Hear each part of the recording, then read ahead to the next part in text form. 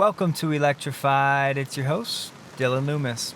Coming to you with this different intro just to let you know that at the end of this video, I have a very important message that I hope all of you will stick around for. So how did Tesla make history today, which was actually ahead of schedule? Elon said the first fully autonomous delivery of a Model Y from the factory to a customer home across town, including highways, was just completed one day ahead of schedule. Congrats to the Tesla AI teams, both software and AI chip design. There were no people in the car at all and no remote operators in control at any point, so this was fully autonomous. To the best of our knowledge, this is the first fully autonomous drive with no people in the car or remotely operating the car on a public highway. Ashok said the max speed was 72 miles per hour, to which Elon said Zippy, which happens to be the name of my wife's car. And Elon did say this afternoon there will be a video coming soon, so if we get it before I upload, I'll be sure to include it. Now, of course, this is an awesome and very exciting milestone. And this is most certainly a peek into Tesla's future. But at this point, we still have a lot of questions. Like, was this a one-off, or will Tesla be doing this more regularly with customers in the Austin area? What about the regulations? Because we know driving right from the Giga Texas factory that is outside of Tesla's current geo-fenced area for robotaxis. Was the delivery fee waived for this one? How far did the car actually travel, both in terms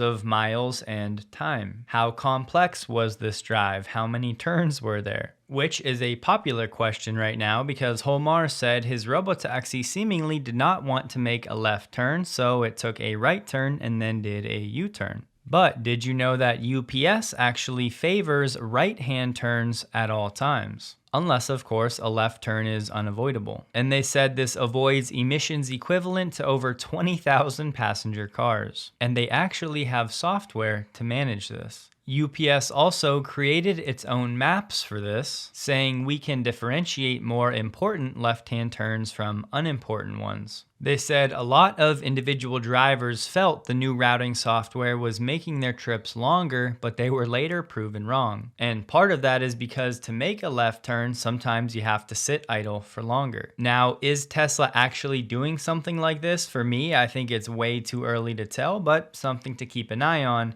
Even if they are, though, it's not like that would be unprecedented in the logistics space. And here is the man that was lucky enough to receive the first autonomous delivery. His name is Jose.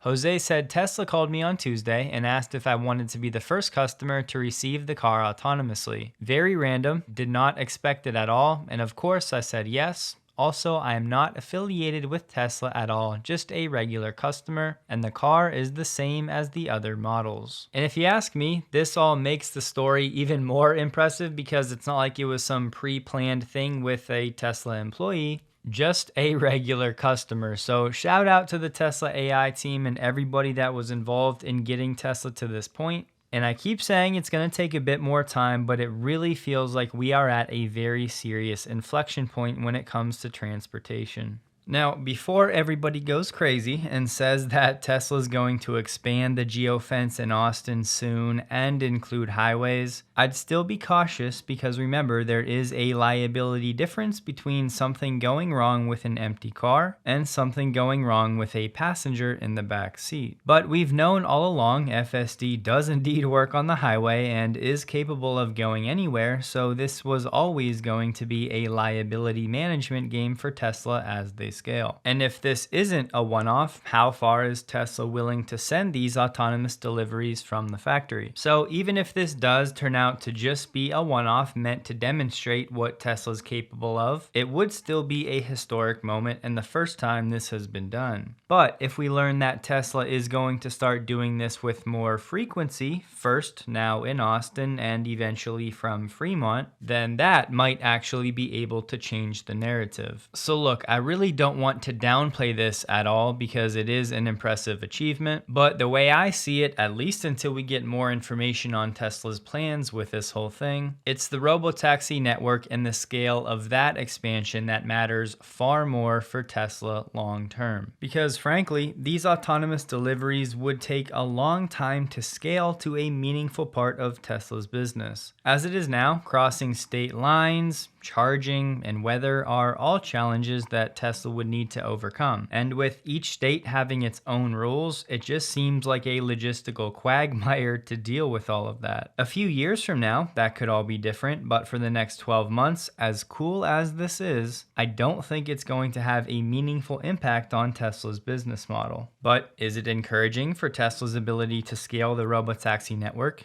Yes. I just personally don't think we needed to hear this news to be confident in Tesla's ability to scale, especially if you've used FSD before. Pierre Ferguson said, "This impresses me way more than the Cybercab trials downtown. Hats off." Although Pierre, those are not Cybercab trials, those are Robotaxis. Speaking of Robotaxis, Bradford had some great feedback after 62 rides. He saw more human driving errors than Robotaxi mistakes. The instant ride matching is underrated, no waiting for driver approval. Pedestrian interactions were impressive. He also said it actively avoided unprotected left turns on busy multi-lane streets. Instead, it would take a right, then left at the next light to rejoin the road. Drop-offs happen away from the main roads when possible. The car turns onto side streets near your destination, so you're not opening doors into traffic. He also said pickup locations near the boundary of the geofence sometimes don't work. He had some app connectivity problems on longer rides where he lost the ability to pull over or call support. That was on his phone though, the rear screen worked the whole time. He also wants mid-ride destination changes, as we covered with Chris. Bottom line, it just worked. The technology delivered on its promise. Surprisingly enjoyable experience that exceeded expectations. Bradford did have one disengagement on those 62 rides, and it was to prevent the car from going on the highway. And unlike Kim Java, Bradford did not experience any phantom braking.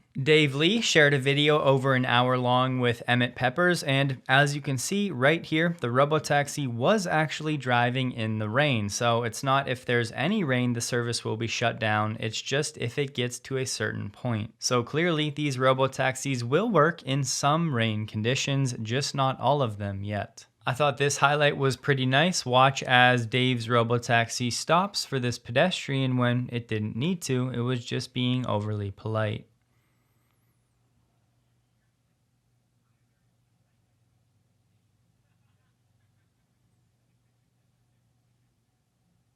Pretty nice. And Emmett accidentally hit the open door button during the ride, and this is what happened. Oh, I pressed the open door button by accident. Oh, I gotta... Tesla Robotaxi support. I see that you have initiated a pullover. Oh, resume ride. I'm gonna do that. Okay? Yeah. By accident, I touched the button with my hand. I was nervous talking. Can I close the door again, or? You have to open and close it. Okay, let me open and close it. There we go. Resume ride. Sorry, nothing's wrong. I'm glad someone's available if we need it, though. And you can't really see what a pedestrian does here, but just watch Emmett's reaction. It's coming in. Let's see. Oh, it's coming into the parking lot. Thrill seeker, Emmett Peppers. Oh, smart. Look, I saw the girl go through the thing and stop for her. Stopped. Yeah, I saw you. Yeah, it's just impressive. stopped. Oh, my gosh. Yeah, it's super narrow there. I mean, like, the other option is to back up, which I see. I mean, it's got like this do. much space, you know? Yeah. It's good. It's doing it. I don't know. It's this. I can't imagine a Waymo ever. Whoa! It's got like this much space and it did it just fine. A person who said that she actually got invited by a friend who works at Tesla, and she said her 7-year-old says, Waymo is old news. I believe it. That 7-year-old's smart. Dave said, "I'm very, very impressed with the Robotaxi. Videos online don't do it justice. Sometimes you've got to experience it in person to fully appreciate it, and this is one of those cases." But then Joe and Ellie had a situation where they experienced a thunderstorm and they were told that the service needed to pause until the storm passed. So they had to end the ride and get out of the car. Then support had to reset the system to allow them to bypass the high demand error that shows up when it's shut down for rain. But they did end up getting another Robotaxi before the rain hit. Still some things to work on. We did get a bit more intel on how these Robotaxis are a bit different than the regular Model Ys. This project for the Robotaxi modifications is internally called Halo, and these vehicles have self-cleaning cameras and extra protection for the cameras to prevent damage and debris. The vehicles also have a second telecommunications unit in addition to the unit normally built into the Model Y. The unit provides GPS coordinates for the vehicle and allow it to connect with remote operators. So if you remember those pictures that Chris from Dirty Tesla shared earlier this week, the one that was on the rear windshield that Chris said he thought was a speaker, that could certainly have dual functions, but it sounds like that is going to be a GPS unit for connecting with the remote operators. And they're saying Tesla plans to incorporate these Halo vehicles into its fleet later this year. You may have seen on the Austin, Texas website, there is now one documented incident for Tesla that's listed as a safety concern. But it's important to point out, it says right on the page, these reports to the city about autonomous vehicle incidents are not validated. The data reflects only those occurrences which have been directly reported to the city. And how about this idea that was shared on X? They said Tesla should have a pre-programmed tour in cities where it'll take you along a designated sightseeing route. Would be cool if it had an audio track to narrate what you were seeing. That is a killer idea. If you take nothing else away from me talking about AG1, please let it be to take care of your body. It's just something we all take for granted, and until it's taken away in some capacity, you likely will not realize how good you have it to just feel normal. And yes, normal is a spectrum, but if you're doing things regularly that you know are bad for you, or you're neglecting to do the things you know are good, it's time to change that dynamic. Because after my experiences the past 5 years, if you don't have your health, then most other good things in your life fade to irrelevance quickly. Which is why I'm happy to talk about AG1, the sponsor of this video. And yes, their updated next-gen formula is now live, but it's the same thesis as before. The highest quality, whole food sourced vitamins, minerals, and probiotics. And let me tell you on the latter, if your gut biome is messed up, it could be causing nearly endless problems in your life. So do not neglect it. And rather than taking dozens of pills to get all of this nutritional goodness, I prefer to have this drink with some lemon juice and AG1's vitamin D3K2. So if you want to get started with AG1 for less than $3 a day when you subscribe, just head to the link in my description or scan the QR code. You'll also get $76 of free extras when you subscribe, including 5 AG1 travel packs, a shaker, a bottle of vitamin D3K2, and a metal canister. You can also head to drinkag1.com/electrified. I had to at least pass this one along, as Stephen Mark Ryan said Tesla has a chance to do the funniest thing with the first Robotaxi service area expansion, and only my video viewers will get this one. And for what it's worth, Elon replied to that with a picture of Chef's Kiss, which at the moment has an interesting number of views. And as Sawyer said, Tesla is now sending out more early access invites for the Robotaxi service to people in the States. We don't have an exact number, but just over the past 24 hours alone, I have seen about 8 to 10 new people get an invite. All the ones I've seen are still part of the Tesla community, but the service is expanding. Now, Sawyer was asked if any non-influencers have got invites yet, and Sawyer said that yes, that's the case, but personally, I have not seen that yet. Hans Nelson shared a great reminder. He said, 18 months ago, we were still on version 11 of FSD. Think about that while you watch Robotaxi content. What will the next 18 months bring? Tesla rolled out FSD version 12 in November 2023. And I know nobody likes to hear it, but if you can have patience for another 12 to 18 months, well, I think you can extrapolate where this is all going. When it comes to supervised FSD, you may recall a few weeks back we heard that Tesla had applied for an exemption to go through that Article 39 in the Netherlands. Well, now we have a member state representative informed about a request from a manufacturer for an Article 39 procedure concerning full self-driving supervised ADAS functionality. This aiming to foster dialogue and preparedness among member state authorities at an early stage. So now it's it's official that Tesla has applied for this, and if all goes well, then the Netherlands may be the first country to allow supervised FSD. And there's still a chance that could happen later this year. Speaking of supervised FSD, have a look at this clip from China and pay attention to the pedestrians. 这边很有意思啊，这不是道具场景，正常的场景。哎，那个小孩突然之间回头，他的车速啊并没有刹停，没有紧急刹停，基本上感觉不到。In my opinion, FSD could not have handled that any better, and those are the scary situations where you think everything's fine, and if the driver's not paying attention for a split second, that's when terrible things can happen. Getting lost in all of the excitement around Tesla's autonomy right now, there's some things happening on the charging front. Max said Tesla is pressure testing a virtual queuing, including for corner cases and bad actors. The public pilots will be next. If we get this right, it'll be a big improvement for the rare cases with a wait. Now check it out. If you go back to when Tesla announced this, it was February of this year, and they said virtual queuing pilots starting in Q2 at select sites. This virtual queuing is aiming to eliminate the confusion about who's next when there are multiple cars waiting for a stall. Now sure, if you want to be technical, Tesla would need to roll out at least one of these public pilots to actually hit the deadline of Q2. Max also said there are more V4 cabinet pre-assembled supercharger designs in the works. This design is great for trailering.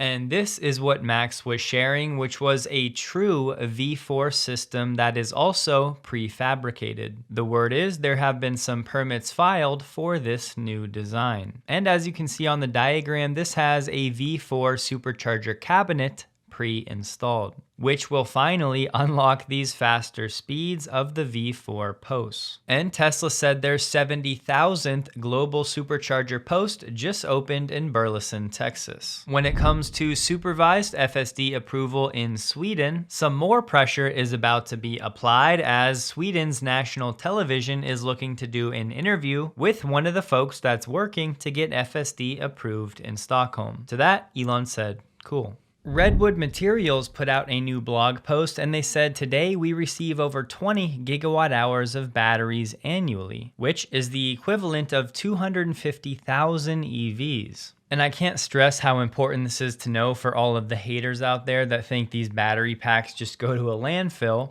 As they said, we're discovering many of these battery packs still retain more than 50% of their usable capacity. They said, we're discovering that many of these battery packs still retain more than 50% of their usable capacity, enough to be put back to work before recycling. So what's Redwood doing? They're going to repurpose those battery packs into low-cost, large-scale energy storage systems. We know all about electricity demand skyrocketing. As they said, by 2028, data centers alone could consume 12% of US electricity. So Redwood allows these EV batteries that no longer meet vehicle demands to perform well in stationary storage. That's because they have slower discharge and partial capacity. Plus, Redwood's energy storage systems cost substantially less than new lithium-ion storage projects. And they're starting to hit a meaningful scale as more than 100,000 EVs will come off US roads this year alone. Redwood has already built a 12 megawatt and a 63 megawatt hour capacity microgrid, which is the largest second life battery deployment in the world, and the largest microgrid in North America, which happens to be powering an AI data center for the company Crusoe. I'll just say this company does not get nearly the love that it deserves. It's fulfilling such a critical role in our sustainable future, and most people have no idea this company even exists. So there's a ton of DC power from that whole array feeding these inverters. And then after those inverters, they can go to the larger transformers and get stepped up to intermediate voltage, where we can tie into the solar array to charge it or feed into these data centers that are right behind us. Drove by. So this whole thing is, basically its own power plant, totally off grid, solar and battery power plant running those data centers. And now here you see kind of an up close view of what that solar looks like. So you need a lot of solar to feed, these data centers, but This is kind of a unique way of doing it, where we lay it just right straight on the ground. And then you And just again, drive there's a little robot There's a little over teeny it. robot, and that little hut you see over there that comes out and sweeps it off. Like a pool cleaner. Looks a little dusty right now because of all the construction, but that thing does dust it off pretty quickly.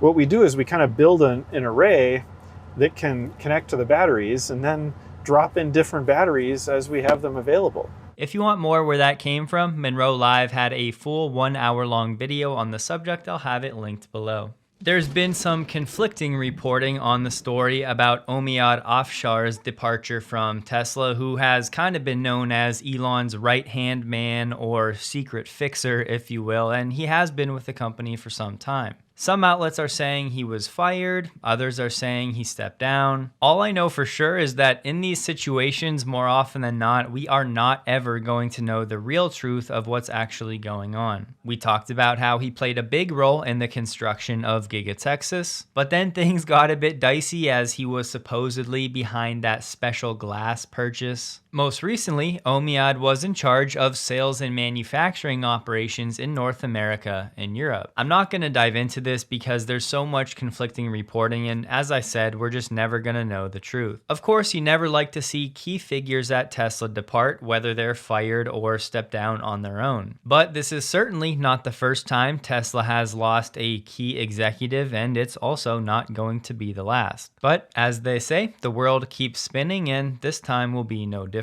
Uber is now in talks with Travis Kalanick, who was actually a co-founder of the company. Travis is looking to acquire the US subsidiary of a Chinese autonomous vehicle company, one you may have heard of, Pony.ai. But for now, the talks are preliminary and no financial details have been shared. So what would Uber get out of this deal? Well, if it were to go through, Travis would run Pony.ai, but it's unclear what role, if any, Uber would take in Pony as an investor. And Uber declined to comment, but they said Uber has a platform strategy and we intend to work with multiple players in the US and around the world who can safely bring autonomous tech to the world. Xiaomi's YU7 is officially on sale, and the word is they sold more than 200,000 cars within 3 minutes of launch. It's priced at $35,000, right in line with Tesla's Model Y, and slightly under it for the base version. And listen to what Xiaomi's CEO said. Tesla previously said, "Go ahead and compare. And we at Xiaomi just won't accept defeat. Today we officially take up Tesla's invite to compare." With the reservations open, there's currently 3 different versions. The longest range version should get 835 kilometers of CLTC range, so if you convert that to miles and put it on the EPA cycle, that would be about 390 miles. And on the low end, 760 kilometers on the CLTC would be about 354 miles on the EPA. But it's true, the YU7 has a significantly bigger battery pack. And sure, you can go spec by spec if you want to, but the truth is, this seems like a very nice offering that's absolutely going to take some market share away from Tesla's Model Y. But is it a Tesla killer, as everybody loves to say? Obviously not, that does not exist. But could this vehicle impact Tesla's Model Y sales in China over the next few weeks? Absolutely, I would be surprised if it doesn't. All YU7 vehicles are on 800 volts. It's supposed to have pretty impressive charging, but I always say let's wait and see the curve. And we'll see how the YU7 self-driving is. It does have roof-mounted LiDAR. It has an NVIDIA Drive chip on board. It's supposed to offer hands-free navigation. And it's supposed to be great at automated parking. All this to say, this is absolutely a vehicle to keep an eye on. According to Jado Dynamics, it sounds like all of the data for 2024 is finally in, and it looks like the Toyota RAV4 has actually beat the Model Y to take the crown of the best-selling car in the world for 2024 by unit volume. And it was very close. The Model Y only fell 2,000 units short. And from everything I can gather, Jado Dynamics does try to keep this apples to apples, so this would be sales to the end customer, not including wholesale sales to dealers. So these numbers for the RAV4 and the Model Y should be actual customer registrations. You know that $1.5 billion LG battery factory in Michigan? Originally, it was going to make LFP cells for EVs, but they're now shifting their focus. They're now going to be the first North American producer of LFP cells used for energy storage. They said the data centers that companies like Facebook and Google operate cannot go down under any circumstance, and historically they've been backed up by diesel generators. So it's a great business to get into. Production right now is small, but at max capacity, the new facility can produce up to 16.5 gigawatt hours of LFP cells per year. And so now the question becomes, who will be LG's customer for these LFP battery cells for battery storage? And right now there is nothing public about where these cells will be going. Elon did reply to this story saying, where is their lithium, cathode, and anode refined? That is what matters. One of the delivery tasks for Tesla is now the option to add window tint. You'll be redirected to our installation vendor Expel to coordinate the purchase and installation of your tint. Elon said he's been grinding on Grok all night with the XAI team. Good progress. It'll be called Grok 4. The release will be just after July 4th. Needs one more big run for a specialized coding model. I just have to say, there is so much dunking on Waymo happening right now. Like this video that kind of went viral the other day about Waymo running into a pole. Well, this actually happened over 1 year ago.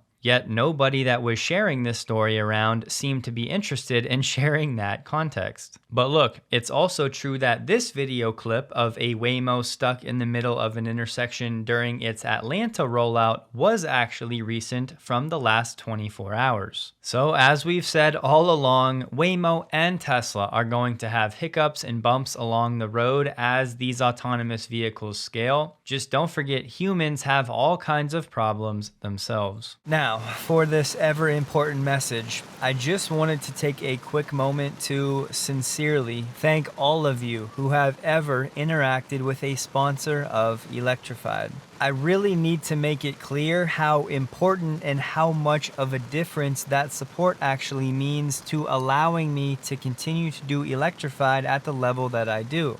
And just so you know, I love doing Electrified, and Lord willing, I'll be doing it 10 years from now.